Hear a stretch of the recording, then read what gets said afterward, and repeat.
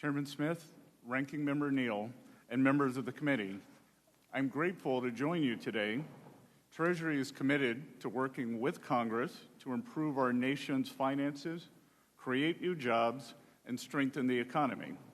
We look forward to coordinating with you on the President's budget, his tax priorities in the coming weeks. As part of this effort, I wish to highlight today the Treasury Department's efforts to advance President Trump's economic agenda on tax and trade. First, tax. I'm pleased to report that Treasury has just completed its most successful tax filing season in years, and we did so while improving efficiencies and cutting costs at the IRS. Critics of the President's efforts to modernize the IRS warned that the effort would result in a 10% shortfall in receipts. Instead, the opposite happened. April receipts this year were up 9.5% over the previous year, and receipts in May were up 14.7% over the previous year. Most remarkably, the President was able to achieve these results while reducing $2 billion in waste and planned IT spending at the IRS. This success has taken place against the backdrop of one of the most consequential tax proposals ever to come before Congress, the One Big Beautiful Bill Act, or as I will call it today, OBBB. The One Big Beautiful Bill will make the 2017 tax cuts permanent. This will provide individuals and businesses with certainty and build economic momentum. The legislation is squarely aimed at boosting the working and middle class and reinvigorating American manufacturing. According to the Council of Economic Advisors, the One Big Beautiful Bill will raise take-home pay between $7,800 and $13,300 for the average family of four.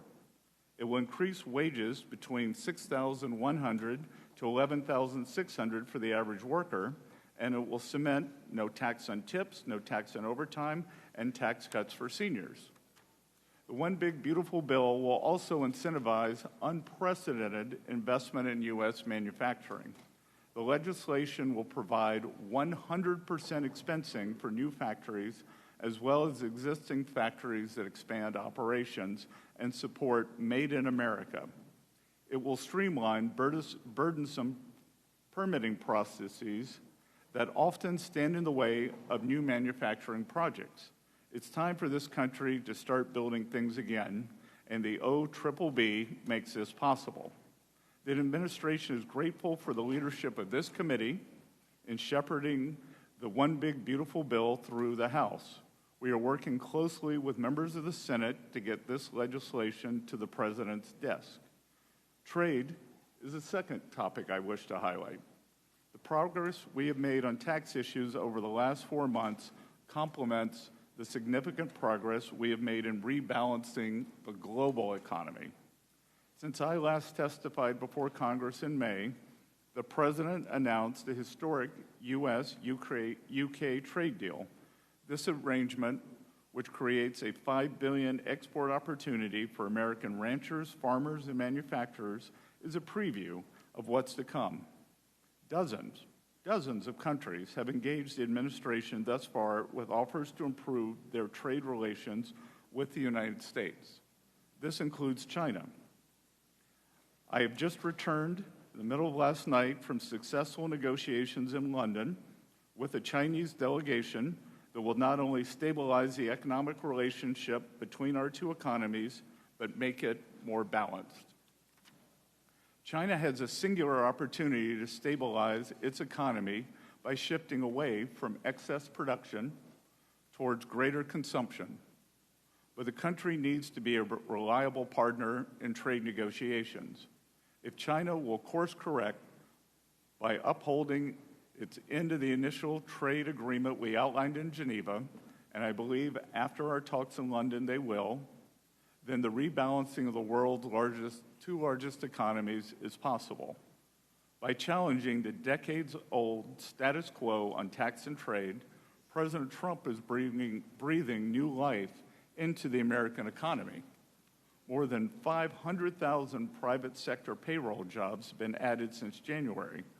Most importantly, inflation in the U.S. is at its slowest pace since 2021, and the numbers we receive today take us back to the slowest pace since 2020.